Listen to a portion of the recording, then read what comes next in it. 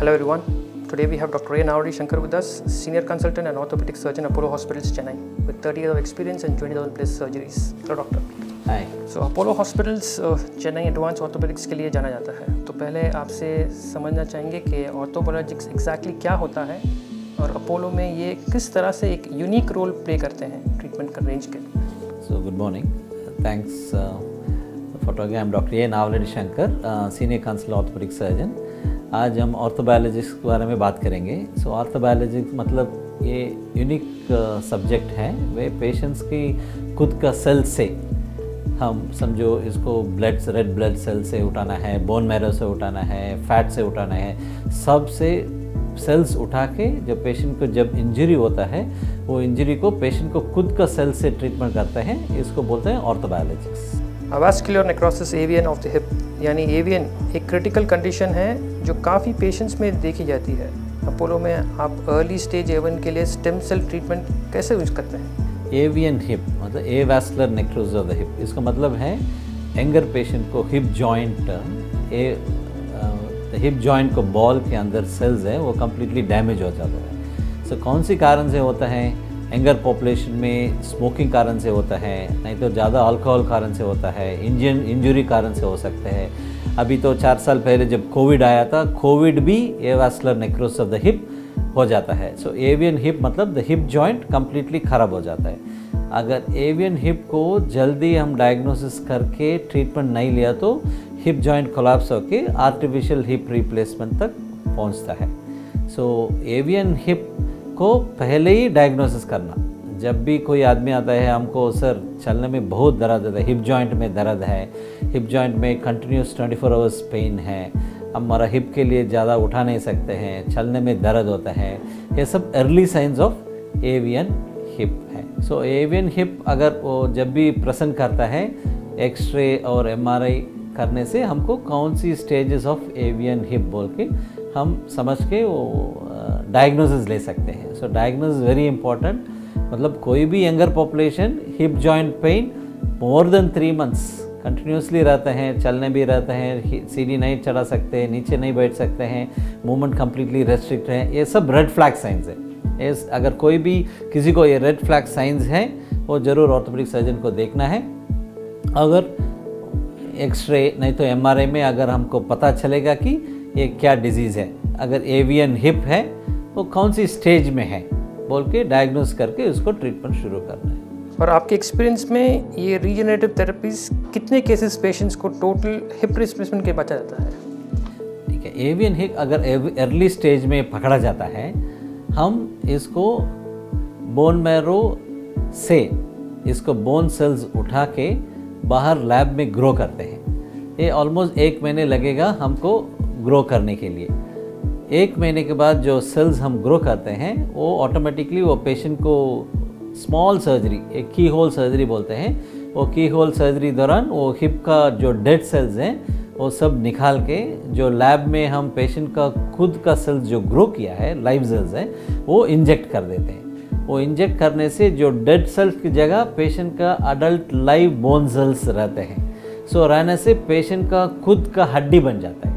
मतलब यो हड्डी बाहर से नहीं, पेशेंट के बोन मैरो से उठा के वो हड्डी जो बनेगा वो सेल्स को हम लैब में ग्रो करके समझो मिलियंस ऑफ सेल्स ग्रो करेगा. इधर हम टिश्यू इंजीनियरिंग यूज़ करते हैं, जेनेटिक थेरेपी यूज़ करते हैं, आर्टिफिशियल इंटेलिजेंस, वो सब लेके लैब में पेशेंट का खुद का सेल्स ग्रो करते हैं. ग्रो करके ऑपरेशन के दौरान जो डेड सेल्स निकाल के ये नेचुरल सेल्स लगाने से सेलुलर थेरेपी बोलते हैं. सो ऑटोमेटिकली जो बोन फॉर्मेशन होता है सो एवियन से कम्प्लीटली रिवर्सिबल हो जाता है. सो दैट पेशेंट को नेचुरल हिप मिलता है. सो नेचुरल हिप है, it is better than artificial hip. So that is one of the important treatment. समझो छोटा उम्र में आ रहे हैं, 20 साल हैं, 25 साल हैं, 30 साल हैं, इसको कोविड हो गया, नहीं तो इंजरी के कारण से, नहीं तो अल्कोहल के कारण से, स्मोकिंग कारण से एवियन हिप मिल जाता है. इसको जॉइंट प्रिजर्वेशन टेक्निक मतलब ये अपोलो में जो स्टार्ट किया है हम लोग जॉइंट प्रिजर्वेशन प्रोग्राम, इसमें पेशेंट को खुद सेल्स लेके खुद सेल्स ग्रो करके फिर वापस पेशेंट की बॉडी के अंदर चलेगा. सो पेशेंट के खुद सेल्स हैं, इसलिए 200% safe, there is no side effect at all. Patient को खुद का बोन है ना, इसलिए हड्डी में साइड इफेक्ट ही नहीं है। सो दैट यंगर पॉपुलेशन में इसको आर्टिफिशियल नहीं रखना चाहिए। यंगर पॉपुलेशन इसको ओन हिप है तो वो वापस सब कुछ काम कर सकते हैं, चलना, दौड़ना, नीचे बैठना, कूदना, खेलना, सब कुछ कर सकते हैं। सो दैट इसको हिप प्रिजर्वेशन हो जाता है। जब जॉइंट कार्टिलेज डैमेज होता है तो उसके रिपेयर के लिए अपोलो में कौन कौन से एडवांस प्रोसीजर्स परफॉर्म किया जाता है और अपोलो हॉस्पिटल पेशेंट्स रिकवरी का आउटकम में कैसे हेल्प करते हैं? ओके, नाउ सेकंड सेम जैसे हम एवियन हिप को बात किया है, अगर समझो छोटा उम्र के आदमी है, 20 ईयर्स है, 30 ईयर्स है, इन लोग कभी स्पोर्ट्स इंजरी खेला था, नीचे गिरा था, इसका अगर कार्टिलेज डैमेज हो गया, इसको ऐसे ही छोड़ने से वो नी आर्थराइटिस हो जाएगा, नी रिप्लेसमेंट जल्दी चाहिए। वो प्रिवेंट करने के लिए हम क्या करते हैं, हम पेशेंट को कार्टिलेज उठाते हैं, नाक से ले सकते हैं, नहीं तो घुटनों से ले सकते हैं। वो घुटनों से वो कार्टिलेज लेके वो कार्टिलेज को हम फिर लैब में ग्रो करते हैं। वो जेनेटिक थेरेपी से टिश्यू इंजीनियरिंग ये सब बोलते हैं, उसमें हम कार्टिलेज को लैब में ग्रो करके फिर पेशेंट को जो डायग्नोसिस अगर किए हैं, ऑस्टियोकॉन्ड्रल डिफेक्ट बोलते हैं, because of that ligament injuries में कभी कभी कार्टिलेज भी डैमेज होता है। सो सब लोग ACL टायर बोले तो ACL रिकन्स्ट्रक्शन करके छोड़ देते हैं, बट जो कार्टिलेज डैमेज होता है उसको नहीं देखते हैं। सो वो कार्टिलेज डैमेज को हम MRI के डायग्नोसिस करके वो कार्टिलेज डैमेज के लिए वो जो कार्टिलेज हम बनाते हैं, पेशेंट का खुद का सेल्स हैं, वो ओपन करके जो कार्टिलेज कहाँ पे डैमेज हो गया, वो जो कार्टिलेज सेल्स हम ग्रो किया है, वो डैमेज कार्टिलेज के ऊपर ये पेशेंट का खुद का कार्टिलेज सेल रखने से वो automatically natural cartilage, natural hyaline cartilage बन जाता है। मतलब वो नेचुरल, द पेशेंट का खुद का नी है, खुद का नी जैसे है, इसमें अंदर आर्टिफिशियल इम्प्लांट वगैरह, दवाई वगैरह कुछ भी नहीं है। So it is called cartilage transplant. वो यंगर पीपल समझो 20 साल में चोट लगा, 30 साल में चोट लगा, इन लोग को हम नी रिप्लेसमेंट नहीं करना चाहते हैं। सो इन लोग को जॉइंट प्रिजर्वेशन करना चाहते हैं। अगर ये जॉइंट प्रिजर्वेशन टेक्निक में जो कार्टिलेज सेल्स हम ग्रो किया है लैब में, वो फिर वापस पेशेंट के अंदर वो रखेगा, इसको नॉर्मल जॉइंट मिलता है, इसको कार्टिलेज ट्रांसप्लांट बोलते हैं। ये ऑलमोस्ट 7 साल से हम अपोलो हॉस्पिटल्स में ये कर रहे हैं। हमारा ओन का लैब है, वेयर पेशेंट का सेल्स ग्रो करके लगाने के हमारा ओन लैब है। वो बहुत सक्सेस रेट बहुत अच्छा है इसमें कार्टिलेज ट्रांसप्लांट। आप स्टेम सेल्स को बोन मैरो कॉन्सेंट्रेट के साथ कंबाइन करके कुछ स्पेसिफिक कंडीशन ट्रीट करते हैं। कोई ऐसा चैलेंजिंग केस याद है जहां से अप्रोच पेशेंट की मोबिलिटी में रियल डिफरेंस क्रिएट किया हो? नेक्स्ट अगेन वो सेल्स में बोन मैरो कॉन्सेंट्रेट बोलते हैं। बोन मैरो सेल्स हमारा बॉडी में रोज बोन मैरो प्रोड्यूस करते हैं, तब जब यूज़ नहीं करते वेस्ट हो जाता है। जब ये बोन मैरो कॉन्सेंट्रेट के लिए हम लेके समझो एक 60 ml अगर बोन मैरो लिया है, उसमें कॉन्सेंट्रेट मतलब जो सेल्स इंपॉर्टेंट ग्रोथ फैक्टर बनाते हैं उसको कॉन्सेंट्रेट अब 30 ml मिलता है। वो बोन मैरो कॉन्सेंट्रेट के लिए बहुत सारा डिजीज़ के हम यूज़ कर सकते हैं। समझो अगर घुटनों को है, इसमें घुटनों में ऑस्टियोआर्थराइटिस अर्ली स्टेज में है, वो घुटनों के अंदर हम लगा सकते हैं बोन मैरो कॉन्सेंट्रेट। सेकंड समझो किसी को फ्रैक्चर हो गया, हड्डी टूट गया, बहुत टुकड़ा टुकड़ा टूट गया, हम तो प्लेट लगाते हैं, बट वो प्लेट लगाने के साथ एक जो बोन जो है उसमें इतना ग्रोथ नहीं मिलता है। सो वो बोन को ग्रो करने के लिए बोन सबस्ट्रेट चाहिए। सो बोन सबस्ट्रेट है बोन मैरो कॉन्सेंट्रेट। मतलब ये बोन मैरो कॉन्सेंट्रेट जो जहाँ पे फ्रैक्चर हो गया उसमें लगाने से हड्डी जल्दी बन जाता है।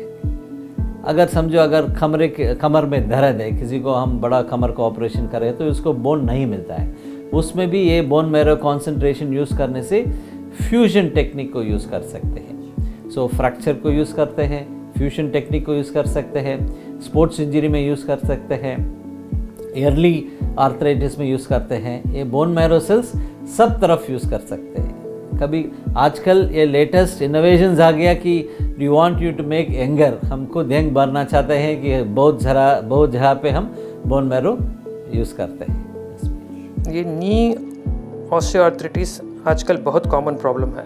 अपोलो की स्टेम सेल थेरेपी वो किस तरह से डिफरेंट स्टेजेस ऑफ आर्थराइटिस वाले पेशेंट्स के लिए इफ़ेक्टिव होता है और अपोलो का प्रोटोकॉल इस फील्ड में कैसे अलग बाकी हॉस्पिटल से है? ठीक है, अपोलो हॉस्पिटल ने हम अभी जॉइंट प्रिजर्वेशन प्रोग्राम बोल के एक बना है। ये जॉइंट प्रिजर्वेशन प्रोग्राम क्या है, यंग पीपल समझो 20 साल के हैं, 30 साल के हैं, 40 साल के हैं, 50 साल के अंदर किसी को घुटनों में प्रॉब्लम है, अर्ली डायग्नोसिस करके उसको ट्रीटमेंट करते हैं। सिंपल एग्जांपल ऑस्टियोआर्थराइटिस अगर हम बोल रहे हैं 5 स्टेजेस हैं, 1 2 3 4 5। अगर हम स्टेज 1 में पकड़ा जाता है, स्टेज 2 में पकड़ा जाता है, इसको कंप्लीट क्योर मिल सकते हैं।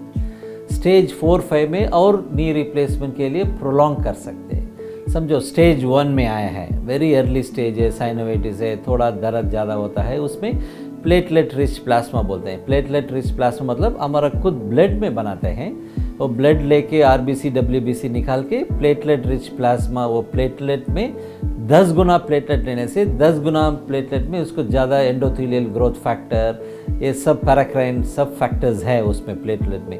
वो जब पीआरपी हम घुटनों में ले देते हैं उसको एनवायरनमेंट बदलते हैं, so it will be better है। अगर स्टेज 2 है आर्थराइटिस, उसमें बोन मैरो कॉन्सेंट्रेट में और ज़्यादा सेल्स हैं। वो स्टेज 2 ऑस्टियोआर्थराइटिस में bone marrow concentration injection knee joint में देने से वो थोड़ा पैराक्राइन इफेक्ट करके जो कार्टिलेज डैमेज हुआ उसके खुद ग्रोथ करने के लिए हेल्प करता है स्टेज 2 में। समझो स्टेज 3 है, फैट है, फैट बहुत अच्छा है, सो सब लोग फैट बुरा बोलते हैं, बट हम लोग तो आजकल फैट अच्छा बोल रहे हैं। क्यों, मतलब तुम्हारा फैट में बहुत सारा स्टेम सेल्स है। अगर बोन मैरो में मिलियन सेल्स मिले तो फैट में बिलियन सेल्स मिलता है। सो वो फैट लेके वो फैट से हम सेल्स सेक्रिकेट करते हैं, इसको बोलते हैं stromal vascular fraction cells, growth factor concentrate. So इसमें बिलियंस ऑफ सेल्स हैं। वो फैट अगर समझो एक 500 ग्राम्स का फैट पेशेंट से पेट से लिया है, वो फैट को सेग्रीगेट करके adipose tissue derived stem cells बोलते हैं। वो adipose tissue derived stem cells है, बिलियंस मिलता है। वो हम अगर आर्थराइटिस जगह पे, ऑस्टियोआर्थराइटिस घुटनों के जगह पे अगर हम इंजेक्ट करते हैं, समझो वो रिपेयर करने के लिए आपको 1000 सेल्स ठीक नहीं, अगर बिलियन सेल्स डाला है वो जल्दी रिपेयर करने लगता है, कार्टिलेज खुद ग्रो करने लगता है, साइनोवियल गुड फॉर्मेशन होती है। सो आपके घुटने ऑटोमेटिकली नॉर्मल नी जैसा रिवर्सिंग दी आर्थराइटिस बोलते हैं इसको, सेल्स एडिपोज सेल्स से ये बनाते हैं। सो इसलिए अगर स्टेज 4 5 अगर डिफॉर्मिटी हो जाता है तो ऑप्शन नहीं कि रिप्लेसमेंट, बट वो स्टेज जाने के लिए 40-50 ईयर्स तक जाएगा। बट ये यंग में 30 ईयर्स 25 ईयर्स 40 ईयर्स में जल्दी हम पकड़ने से ये बहुत अच्छा ट्रीटमेंट है। ये ऑर्थोबायोलॉजिक्स जो है स्पोर्ट्स इंजरीज के लिए कैसा हेल्पफुल है? अगर स्पोर्ट्स इंजरी होता है, समझो आज ऑर्थोबायोलॉजिक्स से हम इंडिया में भी सब स्पोर्ट्स पर्सन को यूज़ करते हैं। अगर अमेरिका में है फुटबॉल बास्केटबॉल टीम है, यूरोप में फुटबॉल टीम है, सब लोग ये ऑर्थोबायोलॉजिक्स यूज़ करते हैं, ये प्लेटलेट रिच प्लाज्मा यूज़ करते हैं।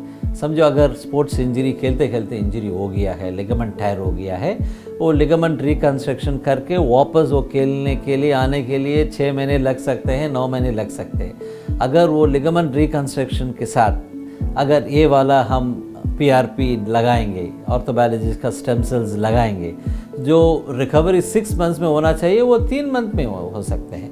बहुत सारा प्लेयर है, जो ब्रायंट है, वो ऐसे बहुत सारा फुटबॉल प्लेयर है, everybody has taken this orthobiologics treatment. समझो वो सिंपल मसल टायर है, रोटेटर कफ टायर है, समझो खेलते खेलते हैमस्ट्रिंग टायर हो गया, थाई मसल टायर हो गया, रोनाल्डो को अभी रिसेंटली थाई मसल्स टायर हो गया, तो वो रेस्ट लेके 3 महीने के बाद खेलने के लिए चाहिए। अगर वो थाई मसल टायर में अगर हम ये प्लेटलेट रिच प्लाज्मा ये स्टेम सेल्स लगाते हैं, जो 3 महीने लगेगा वो 3 हफ्ते और 4 हफ्ते में ठीक होने लगता है। सो दैट वो इसको return to sports is very important, अच्छा हो जाता है। सो इट इज़ ये स्टेम सेल्स अगर हम स्पोर्ट्स इंजरीज में, लिगामेंट टायर में, मसल टायर में जब यूज़ करेगा, एथलेट को यूज़ करेगा, वो जल्दी वापस खेलने के लिए आ सकते हैं।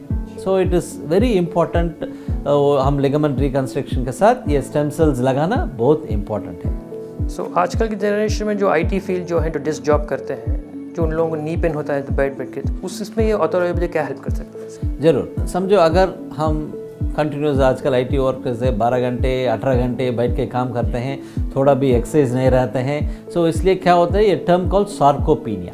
सार्कोपीनिया मतलब वो मसल्स इम्बैलेंस हो जाता है, मसल कमज़ोरी हो जाता है, जब मसल कमजोरी होता है ऑटोमेटिकली लोड हड्डी के ऊपर पड़ता है, कार्टिलेज के ऊपर पड़ता है। समझो 20 साल के हैं, 30 साल से सर हम सीढ़ी चढ़ने में घुटनों में बहुत दर्द है, सीढ़ी उतरने में बहुत दर्द है, ऐसे बोले तो वो कार्टिलेज डैमेज होता है, कॉन्ड्रोमलेशिया पटेला बोलते हैं। सो इसके अगर अर्ली डायग्नोसिस हम किए थे, ऑर्थोबायोलॉजिक्स स्टेम सेल्स है, बोन मैरो कॉन्सेंट्रेट इंजेक्शन है, वो लगाने से वो जल्दी रिकवरी, यंग पेशेंट से रिकवरी रीजनरेशन बोलते हैं इसका, रीजनरेशन चांस बहुत अच्छा है यंगर पेशेंट्स को। अगर ये बात हम 60 ईयर्स 70 ईयर्स को नहीं कर सकते हैं, बट यंगर पेशेंट्स को ऑलरेडी रीजनरेशन कैपेसिटी है तो उसको हेल्प करना है बस।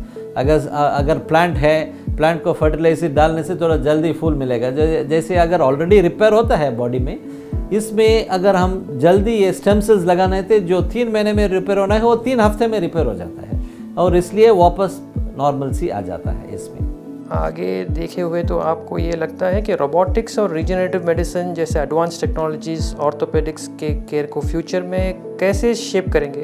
अपोलो चेन्नई रेवोल्यूशन के लिए कैसे रेडी हो रहा है? अपोलो हॉस्पिटल्स चेन्नई में leading and department of orthopaedics है। हम जो कुछ अब्रॉड में वर्ल्ड में एनी लेटेस्ट टेक्निक है वो अपोलो हॉस्पिटल चेन्नई में करते हैं।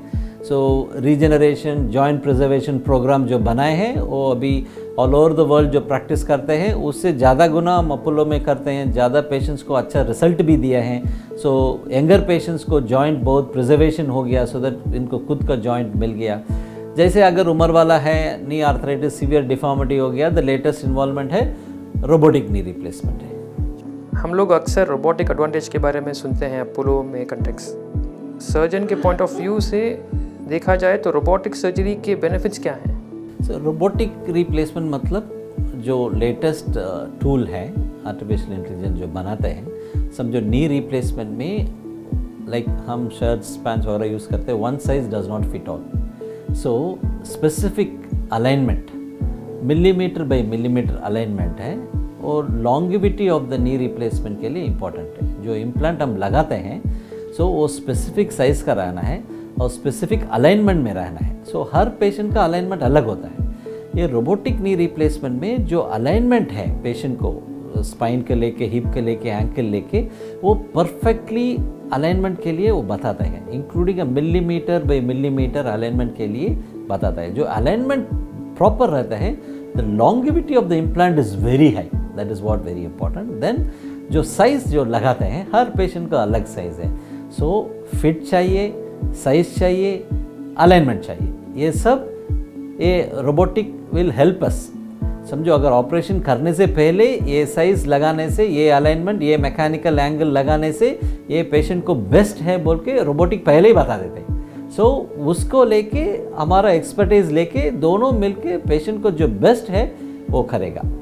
सेकेंड है हैप्टिक टेक्नोलॉजी बोलते हैं। समझो अपोलो में स्ट्राइकर मैको है, हैप्टिक टेक्नोलॉजी। हैप्टिक टेक्नोलॉजी बोले तो अगर हमको 1 मिलीमीटर बोन कट करना है तो 1 ही मिलीमीटर कर सकते हैं। अगर हम हाथ से पहले करते थे, अगर 1 मिलीमीटर 2 मिलीमीटर हो गया तो भी थोड़ा एडजस्ट करके कर सकते हैं। बट जो रोबोट है वो हम जब कट करेंगे कंट्रोल में रहेगा, वो 1 मिलीमीटर के ऊपर अलाउ नहीं करते हैं। So it's called haptic technology. So it is millimetre by millimetre precision is very important. So ऐसे करने से ज़्यादा बोन नहीं करते हैं, ज़्यादा सॉफ्ट टिश्यू इन्वॉल्वमेंट नहीं होता है। जब ज़्यादा सॉफ्ट टिश्यू इन्वॉल्वमेंट नहीं होता है, दर्द कम होता है। सब लोग बोलते हैं सर ऑपरेशन के बाद हमको बहुत दर्द है, नी रिप्लेसमेंट के बाद बहुत दर्द है, डर लगता है दर्द के लिए।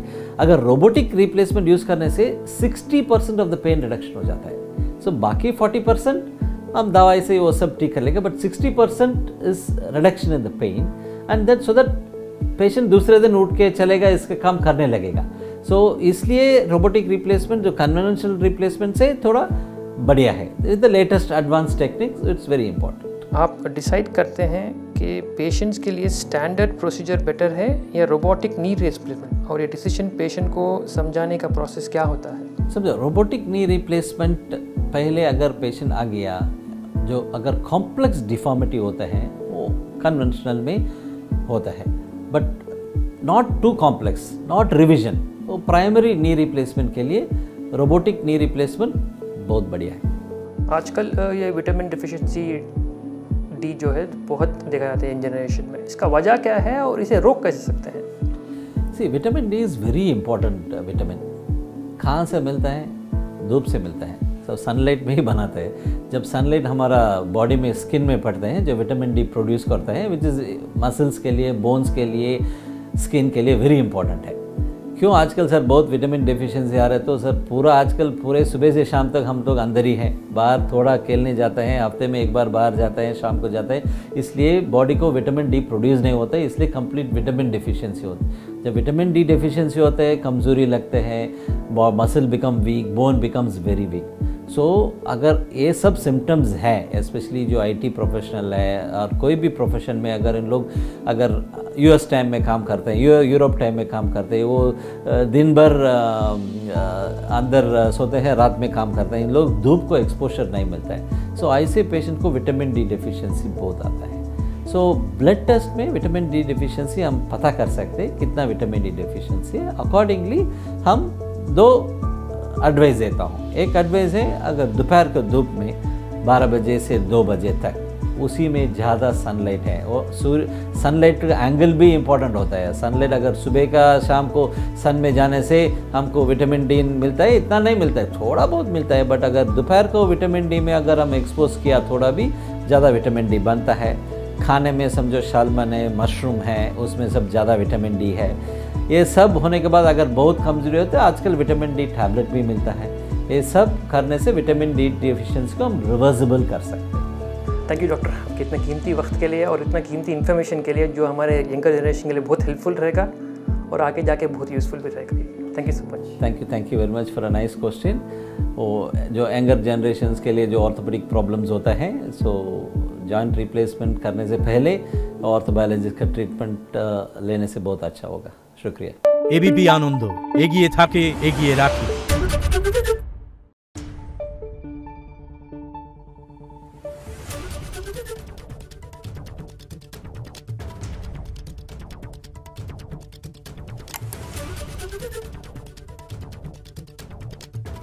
Thank you.